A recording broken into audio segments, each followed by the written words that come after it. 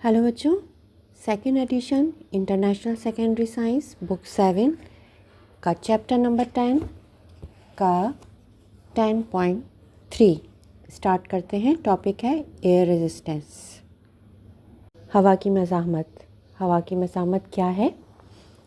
इस चैप्टर का जो मकसद है वो ये है कि डिस्क्राइब करें कि how air resistance is produced, describe where it causes a problem and where it is useful, describe what happens in a vacuum। बयान करें कि हवा मज़ाहमत कैसे पैदा करती है, बयान करें कि अगर एक मसला सबब बनता है तो ये मसला मुफीद कहाँ साबित होता है, और ये बयान करें कि खला में क्या होता है। जब कोई भी चीज़ हवा से गुज़रती है तो वहाँ एक फ़ोर्स होती है जिसे हवा की मज़ाहमत या एयर रेजिस्टेंस कहते हैं। ज़्यादातर वक्त हम इस पे तवज्जो नहीं देते।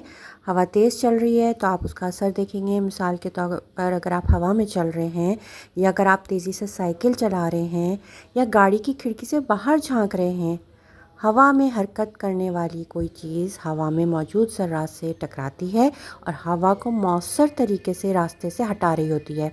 हवा के ज़रात के साथ साथ ये टकराना मज़ाहमत फराहम करता है और एयर रेजिस्टेंट हवा के ज़रिए हरकत करने वाली चीज़ की रफ़्तार को भी मुतासिर करती है। ज़्यादा रफ़्तार के साथ हरकत करने वाली अशिया ज़्यादा हवा को रास्ते से बाहर धकेल देंगी और ज़्यादा हवा की मज़ाहमत यानी रेजिस्टेंस का तजुर्बा करेंगी। राइट हैंड पे आपको एक पैराशूटर नज़र आ रहा है कि हवा की इतना ज़्यादा प्रेशर है इतनी ऊंचाई पे कि उनका जो चेहरा है वो ऐसा लग रहा है कि जैसे चेंज हो गया है, क्योंकि हवा इतनी ज़ोरदार तरीके से चेहरे के मसल से टकरा रही है। इसके बाद नीचे आप देख रहे होंगे कि आपको a solid moves through a gas, a solid moves through a liquid, जिससे आपको समझाने की कोशिश की जा रही है कि आपको समझ आए कि हवा जो है वो किस तरह से अगर एक ठोस गैस के ज़रिए हरकत करता है और अगर एक ठोस जो है वो माया के साथ हरकत करता है तो उसकी तरतीब कैसी होगी। फिर आ जाते हैं रिड्यूसिंग एयर रेजिस्टेंस। हवा की रेजिस्टेंस को कम करना, हवा की मज़ाहमत को कम करना। हवा की रेजिस्टेंस चीज़ों को स्लो कर देती है। हवा की रेजिस्टेंस कम होती है अगर हवा के साथ राब्ते का एरिया छोटा हो। हमवार करना कार या हवाई जहाज़ पे हवा के बहाव को तब्दील करके हवा की रेजिस्टेंस को कम करता है। साइकिल सवार अपने बाजुओं में हवा को खींचते हैं, हवा के साथ राब्ते में आने वाले एरिया को कम करने के लिए आगे बढ़ते हैं। वो खुसूसी हेलमेट इस्तेमाल करके ख़ुद को मज़ीद हमवार बना लेते हैं। Using air resistance. हम एयर रेजिस्टेंस को किस तरह से इस्तेमाल कर सकते हैं? चीज़ों को सुस्त करने के लिए, उनकी स्पीड कम करने के लिए हम एयर रेजिस्टेंस बहुत मुफीद साबित हो सकती है। एक पैराशूट उस एरिया को बढ़ाता है जो हवा के साथ राब्ते में है और इस वजह से एयर रेजिस्टेंस में इजाफा होता है। मिसाल के तौर पे रॉकेट कारें ब्रेक लगाने के लिए पैराशूट्स का इस्तेमाल करती हैं। अब एयर रेजिस्टेंस पे मुनहसर है कि शय की रफ्तार ऑब्जेक्ट के एरिया कितना है उसके हिसाब से। आप साइड में देख भी रहे होंगे कि आपको तस्वीर में नज़र आ रहा है कि इतनी तेज़ रफ्तार कार को जब उसकी स्पीड को स्लो करना हो तो पीछे से पैराशूट खोल देगा ड्राइवर, तो आहिस्ता आहिस्ता गाड़ी की स्पीड कम हो जाएगी। साइंस इन कॉन्टेक्स्ट आप देख रहे हैं। Scientist use wind tunnels to experiment and find the best shape of vehicles.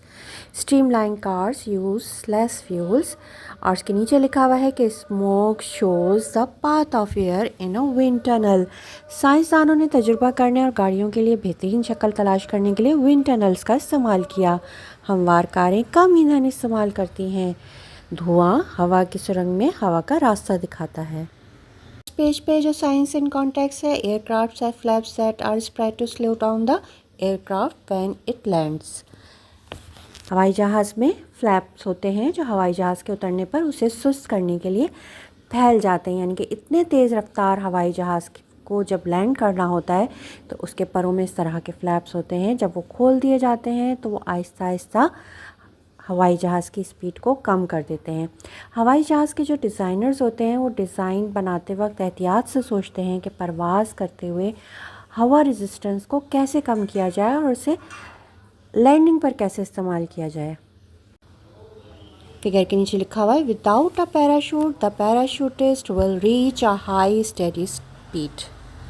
Side में आपको वैक्यूम की एक डायग्राम नज़र आ रही है जिसके अंदर हवा नहीं होती, तो उसमें बताया जा रहा है कि अगर उसके ऐसी चीज़ जिसके अंदर हवा ना हो, जब उसमें दो चीज़ें मुख्तलिफ वज़न की छोड़ी जाती हैं तो वो एक ही वक्त में ज़मीन से टकराती हैं।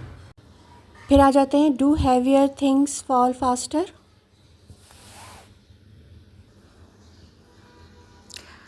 क्या भारी चीज़ें तेज़ी से गिरती हैं? जब हम देखते हैं कि चीज़ें ज़मीन पे गिरती हैं जैसे कोई पंख या हथौड़ा, तो भारी चीज़ तेज़ी से नीचे गिरेगी। ये एयर रेजिस्टेंस की वजह से है। एयर रेजिस्टेंट पंख की हरकत से कहीं ज़्यादा मुतासर करती है। अगर कहीं हवा नहीं है तो खला है, लिहाजा कोई हवा रेजिस्टेंस नहीं है।